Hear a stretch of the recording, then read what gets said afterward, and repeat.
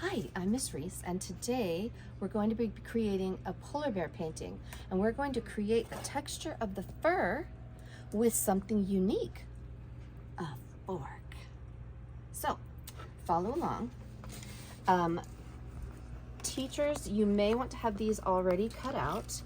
The ears, the little white ears, the little inner parts of the ears, this part here is the snout, and then the nose, and then I lost an eyeball. It's around here somewhere. I'll find, oh, there it is. And then there's two eyes here. So you might want to have those already cut out depending on what age group you're working with, and I will send you a template.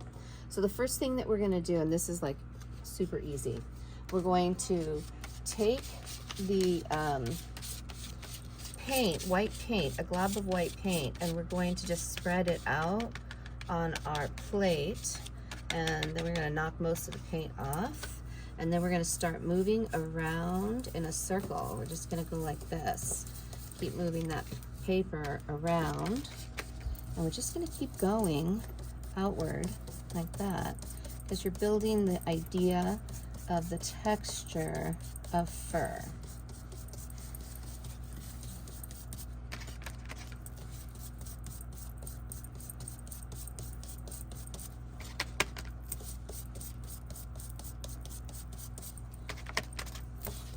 And you can already see that this glob, it's not really a bear yet, but this glob of paint is starting to look like fur, because we're combing basically through the paint.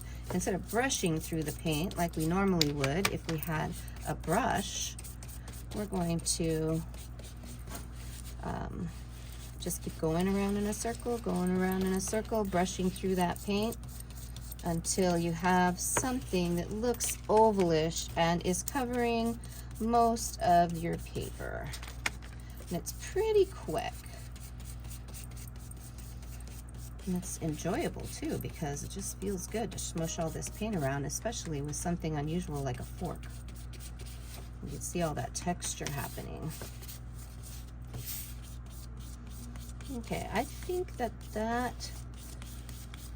looks like a snowball that's flying through the air right now.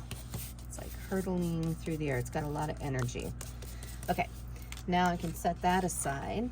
And then the next thing, I don't want the fan to blow that away.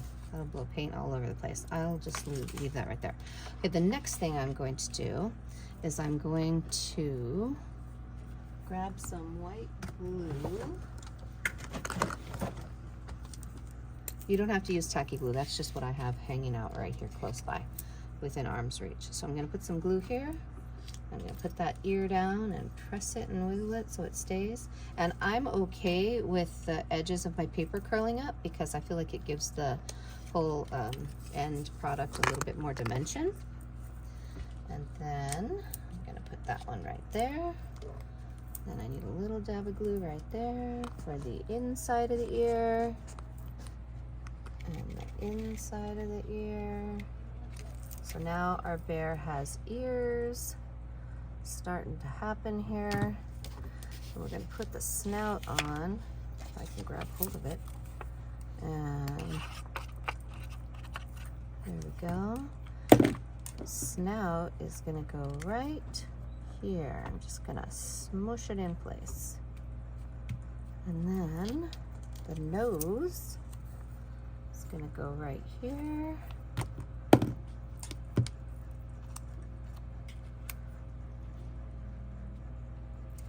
And the eyes, I'm going to put a little dab of glue here. And the eyes are pretty close to the snout for a polar bear. Their eyes are not as far apart as other bears. I wonder if it has something to do with the environment they live in. That's worth some research. Okay, and then his mouth, we're going to take a marker. I have a Sharpie, but you can use any black marker you want. And we're going to go like this, one line down, and then, so it looks like a backwards J, and then a forward J. And now you have your bear.